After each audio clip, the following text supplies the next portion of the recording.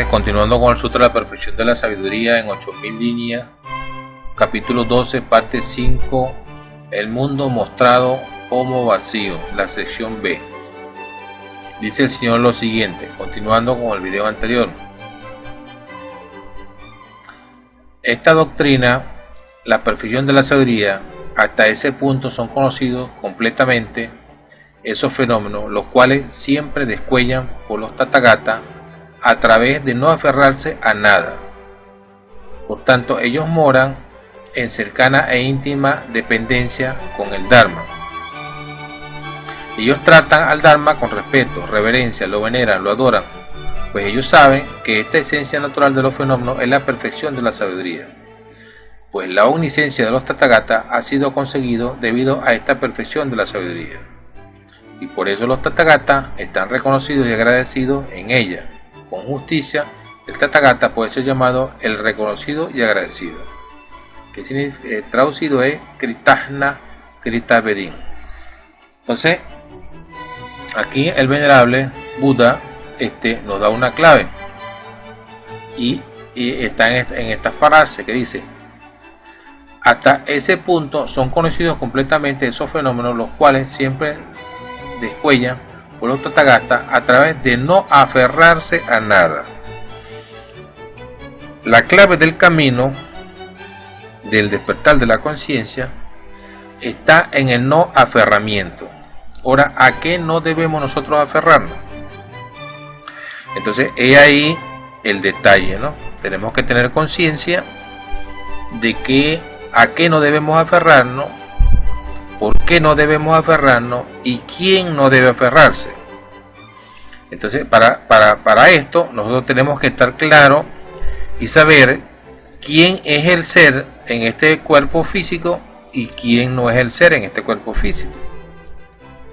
Este cuerpo físico, que es el primero de 7 cuerpos que posee nuestro íntimo Chesed Atman, el ser, el espíritu divino, para manifestarse en este mundo material a través de su esencia.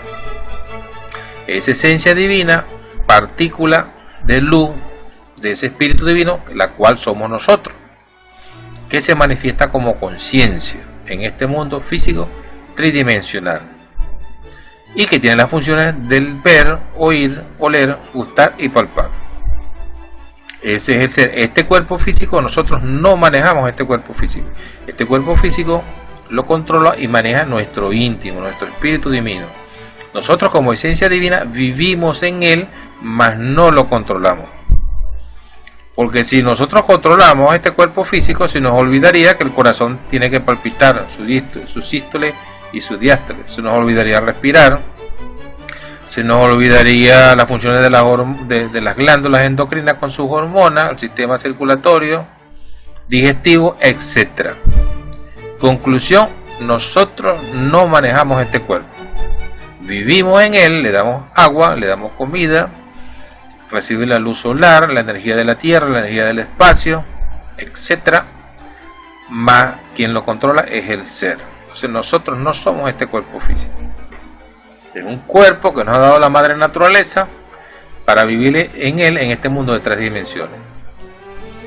Entonces nuestra conciencia, que es la parte que conoce de nuestra esencia divina, de esa chispa de luz que viene del espíritu divino, ella no debe aferrarse a esos aspectos de la personalidad, a los 5 agregados que son la forma, el cuerpo físico, las sensaciones, que son las 5 sensaciones: ver, oír, oler, gustar y palpar, y a las percepciones y las formaciones mentales, es decir, los pensamientos que emergen del cuerpo mental en nuestra psique, ¿no?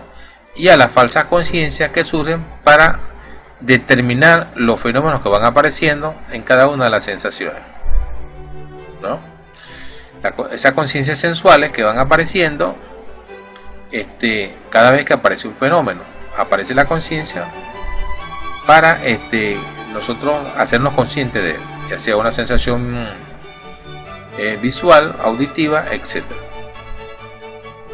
Entonces nuestra conciencia no debe descansar en ninguna parte, no debe aferrarse en ninguna parte, no debe habitar en ninguna parte, ni en el mundo de las formas, ni en el mundo del vacío, ¿no? Cuando nosotros hablamos del mundo del vacío, es porque nuestra esencia divina, como es una con el Padre Brahma, es impregnante, impregna todo el espacio, ¿no?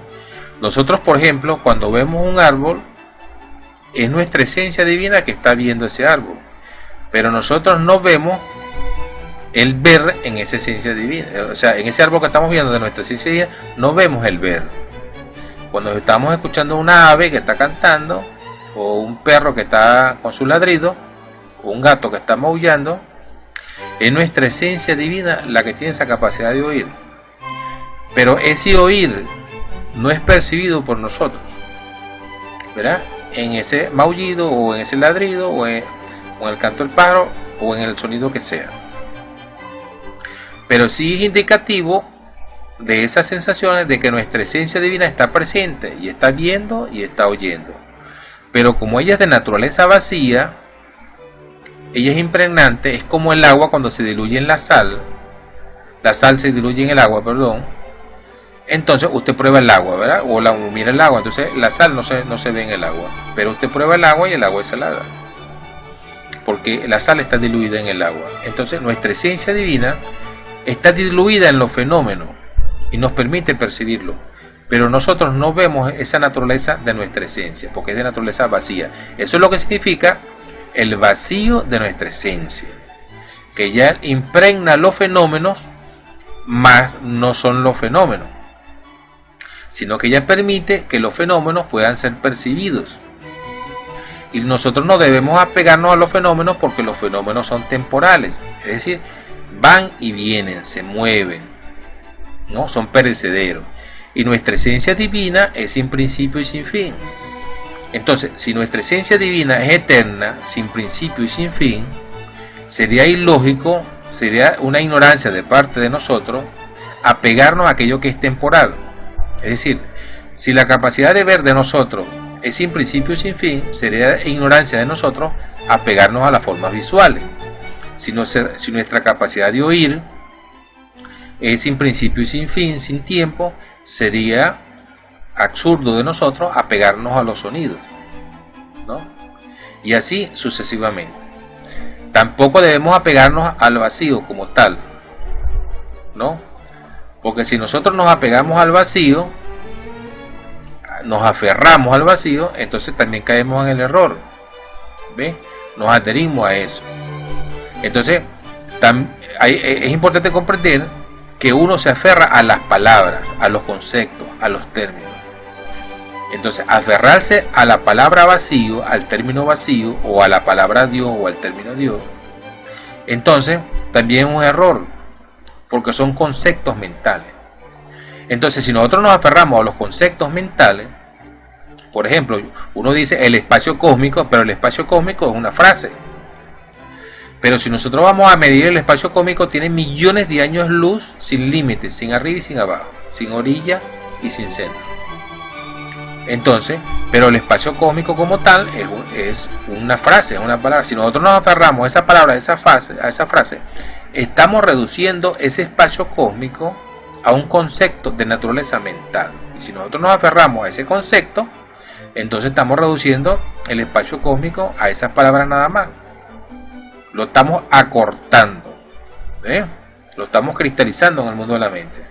Entonces, a esos tipos de aferramiento es que se refiere el venerable Buda, el Tathagata, que no debemos aferrarnos ni al vacío, ni a sus conceptos, ni al mundo de las formas, porque son temporales, van y vienen, aparecen y desaparecen. Entonces, lo eterno, lo cual somos nosotros, no debemos aferrarnos ni al cuerpo físico, ni a los pensamientos, ni a las emociones, ni a las sensaciones, ni a las percepciones, ni a las formaciones mentales. Bueno, gracias por prestar su atención. Hemos visto el capítulo 12, parte 5, el mundo mostrado como vacío, del Sutra de la Perfección de la Sabiduría en 8000 líneas, la sección B.